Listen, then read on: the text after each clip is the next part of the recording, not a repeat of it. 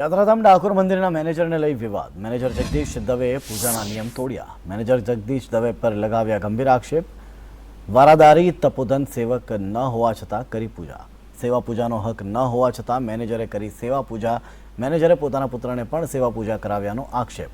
મંદિરની પ્રણાલિકા તોડ્યાનો આક્ષેપ. વારાદારી તપોધન વિક્રમ સેવકે આંદોલન કરવાની ચીમકી ઉચ્ચારી. સુપ્રસિદ્ધ યાત્રાધામ ડાકોર મંદિરના મેનેજર વધુ એક વખત આવ્યા વિવાદમાં. નિજ મંદિરમાં પ્રવેશ મામલે ખુદ મેનેજર જગદીશ દવે દ્વારા નિયમો તોડાયા. શ્રીજીના વારાદારી તપોધન સેવક વિક્રમ દ્વારા મેનેજરે મનસ્વી નિર્ણય લઈ સેવા પૂજા કર્યાનો આરોપ. વારાદારી સિવાય કોઈ પણ વ્યક્તિને સેવા પૂજાનો હક ન હોવા છતાં મેનેજરે કરી સેવા પૂજા.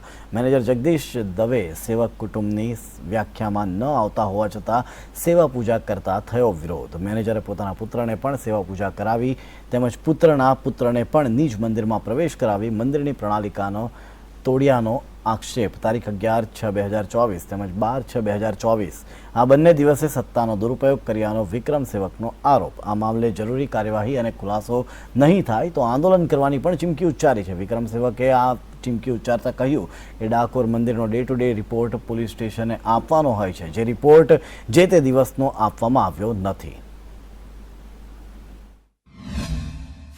ઘટના બાબતની વાત કરીએ તો ડાકોર ટેમ્પલ કમિટીના સેવક કુટુંબોમાં જ્યારે પણ કોઈ પણનું મૃત્યુ થાય ત્યારે સૂતક કે વર્ધી હોય ત્યારે તેઓના પંચ દ્વારા નિમાયેલા ભાણેજ દ્વારા જ સેવા પૂજા કરવી તેવી પ્રણાલિકા છે.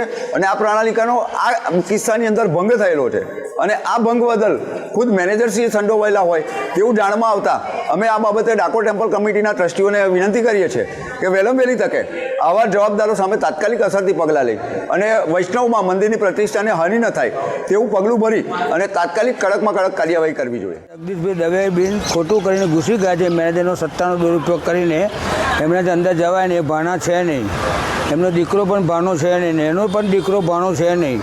તો છતાં એ લોકો સત્તાને જોર કરીને અંદર ઘૂસી ગઈને સેવા કરી ઠાકોરજીની. તો કમિટી કાયદેસર એમની પર ટ્રસ્ટીઓ એમની પર કાયદેસર કેસ કરી એક્શન લેવી જોઈએ.